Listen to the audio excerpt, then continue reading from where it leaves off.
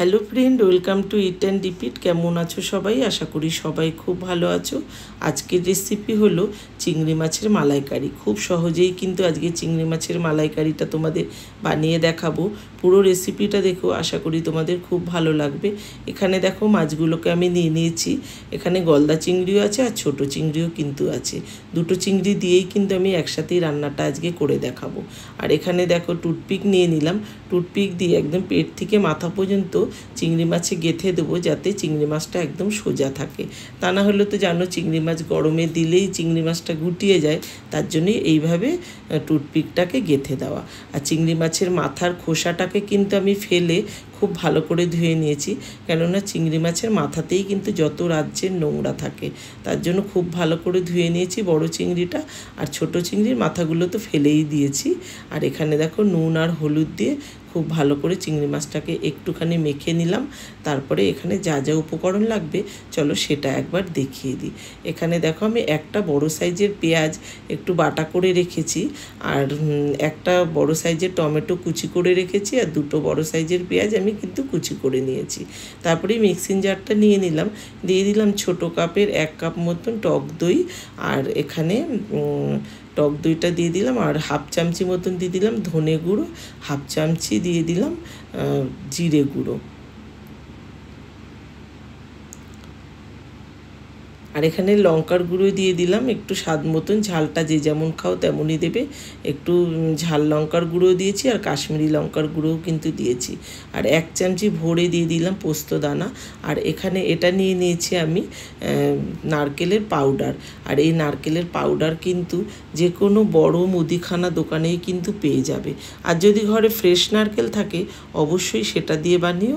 তা আমার কাছে আজকে ফ্রেশ নারকেলটা নেই, তা আমার কাছে এই নারকেলের গুঁড়োটা আছে, তার জন্য আমি এটা দিয়ে তোমাদের বানিয়ে দেখাচ্ছি। তবে এটা দিয়েও খেতে কিন্তু বেশ ভালো হয়, তা স্বাদের কিন্তু কোনো হেরফের হয় না। একবার বানিয়ে নিও এইভাবে গুঁড়ো নারকেল দিয়ে। তা দেখতেই পেলে পুরো সব মশলাগুলোকে একবারে পেস্ট করে নিলাম। তারপরে ফ্রাই প্যানে দিয়ে দিলাম সাদা তেল। আর এখানে আমি দেখো চিংড়ি মাছগুলোকে কিন্তু এবার একটু ভাজা করে নেব। খুব বেশি ভাজা কিন্তু আমি করি না।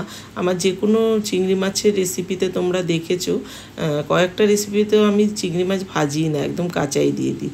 তো এইভাবে চিংড়ি মাছটা কিন্তু অল্প ভাজা করে নেবে, দেখবে তাহলে আমার মনে হয় চিংড়ি মাছটা কিন্তু বেশি ভাজা হলে না একটু শক্ত শক্ত হয়ে যায়। তার জন্য আমি খুব কম করে ভাজা করি চিংড়ি মাছ। এদিকে বড় চিংড়িটা কিন্তু ভাজা হয়ে গেল। তারপরে আমি ছোট চিংড়িগুলোকেও এইভাবে ভাজা করে নেব। আর চিংড়ি মাছে দেখো উপকরণ, চিংড়ি মাছের মালাইকারির উপকরণ কিন্তু যেমন ধরো নারকেলের দুধ লাগে, ফ্রেশ ক্রিম লাগে, অনেক কিছুই লাগে। তবে আমি আজকে আমার কাছে যেইটুকু উপকরণ আছে আমি সেটা দিয়ে কিন্তু আজকে চিংড়ি মাছের মালাইকারিটা তোমাদের বানিয়ে দেখাচ্ছি। আমি তো যখন যেটুকু থাকে তখন সেটুকু দিয়ে বানিয়ে তোমাদের রান্নাগুলোকে দেখাই। তা এইভাবে তোমরা বানিয়ে নিও এরকম সহজ পদ্ধতিতে, দেখবে তাতেও কিন্তু খুব সুন্দর হয় খেতে। তাই এদিকে ছোটো চিংড়ি মাছটাও কিন্তু ভাজা হয়ে গেল। তারপরে কড়াইতে আবারও দিয়ে দিলাম সাদা তেল। আর এখানে ছোট এলাচ, লবঙ্গ আর দুটো শুকনো লঙ্কা ফোড়নে দিয়ে দিয়েছি। তারপরেই পেঁয়াজ কুচনোটা দিয়ে দিলাম। পেঁয়াজটা যখন দেখবে এরকম একটু লাল লাল টাইপের হয়ে যাবে ভাজা, একটু কালার চেঞ্জ হলেই বুঝতে পারবে পেঁয়াজটা ভালো ভাজা হয়েছে। তারপরে এখানে দিয়ে দিলাম টমেটো কুচিটা। তোমরা যদি মনে করো না টমেটোটা কিন্তু বেটেও দিতে পারো, তাতেও খুব ভালো হয়। তবে আমি কুচি করেই দিয়েছি টমেটোটা। তা টমেটোটা দেওয়ার পরেই আমি এই যে পেঁয়াজ বাটাটাও দিয়ে দিলাম। তা পেঁয়াজ বাটাটা দিয়েও খুব ভালো করে এবার পেঁয়াজ বাটাটা কিন্তু খুব ভালো করে ভেজে নিতে হবে, যাতে কাঁচা পেঁয়াজের গন্ধটা না ছাড়ে। তা এদিকে দেখো ভাজা কাটা পেঁয়াজটা আর বাটা পেঁয়াজটা দুটোই কিন্তু খুব ভালো করে ভেজে নিয়েছি। এবার আমি দিয়ে দেবো একটুখানি হলুদ, খুব সামান্য হলুদ দেবো।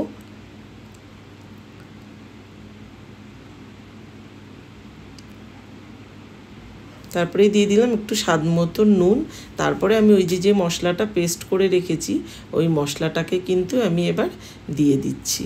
তা দেখো এই যে এই মশলাটাকে দিয়ে দিলাম। এবার এটাকেও একটুখানি ভালো করে কষিয়ে নেবে।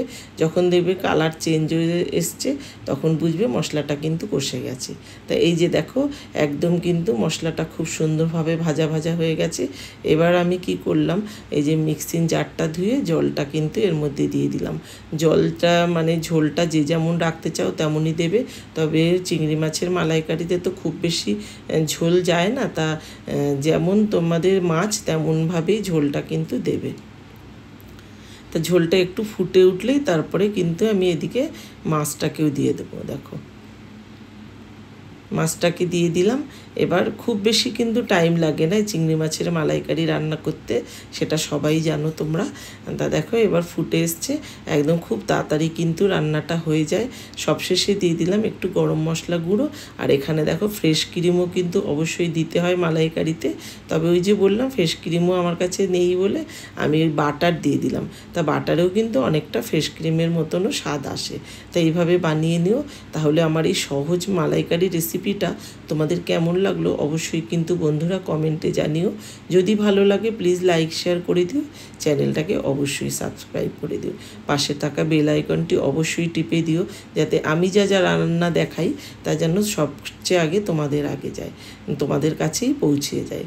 তাহলে চলো আজকে আসি, সবাই ভালো থেকো, সুস্থ থেকো, সাবধানে থেকো। আবার আসবো এরকম অনেক অনেক রেসিপি নিয়ে। আজ আসি, সবাই ভালো থেকো, দেখা হবে।